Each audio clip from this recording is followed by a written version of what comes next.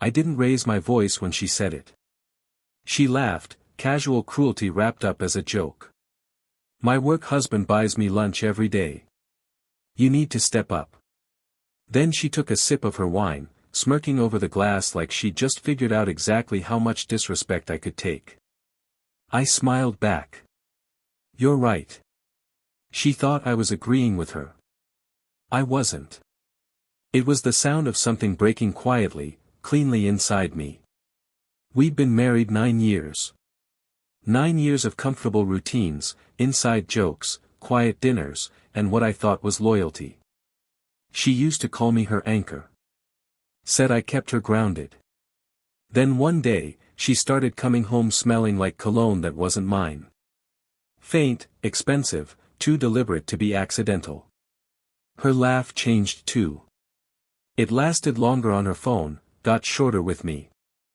I told myself it was work stress, tight deadlines.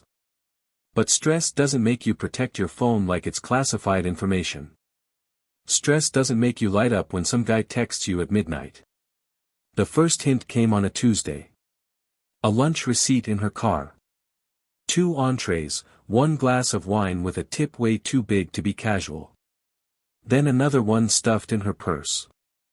Different places, same story. When I brought it up, she brushed it off. He's just a coworker, babe. You're being paranoid. That word, paranoid, always sounds like something guilty people rehearse. So I stopped asking and started paying attention. I waited.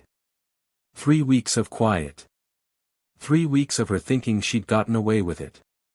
I watched her smile when her phone lit up. I watched her vanish for meetings that weren't on her company calendar. Work husband. Harmless little phrase. Safe. Until it's not. The idea hit me one night while I was cleaning out the kitchen drawer. Stationery envelopes. A box of blank thank you cards from a wedding gift set we'd never touched.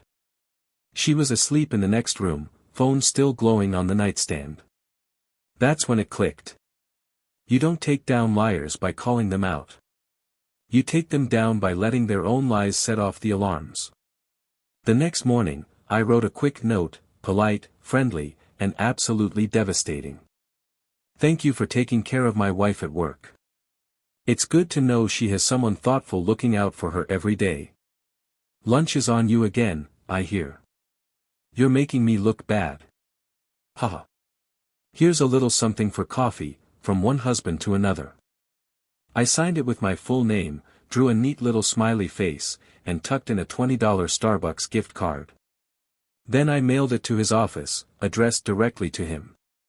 2 days later, she came home early, pale, shaking, phone gripped like it was about to explode.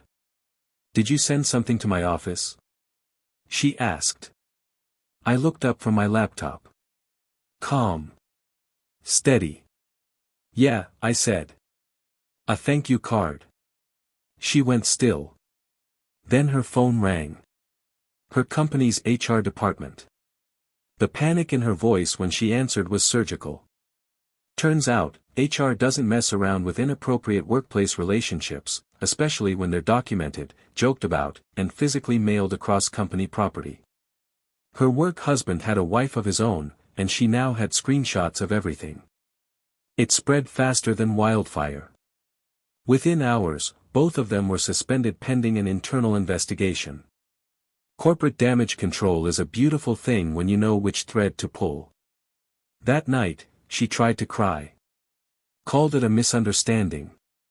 Said I'd blown things out of proportion. I told her the truth, the part she never saw coming. That card wasn't revenge. It was acknowledgement. For all the lunches, all the lies, all the pretending. You wanted him to take care of you. Now he can deal with what comes next, too. She left 3 days later. Moved into her sister's apartment, filed for separation, citing emotional cruelty. I didn't fight it. Didn't need to. Months went by. Her name showed up in a local HR bulletin. Terminated for conduct violation. His name followed. Fired. Facing a lawsuit. It's almost poetic, really, how fast attraction falls apart under pressure. I kept the copy of that thank you card in my desk drawer, not as a trophy, but as a reminder. Betrayal doesn't always deserve anger.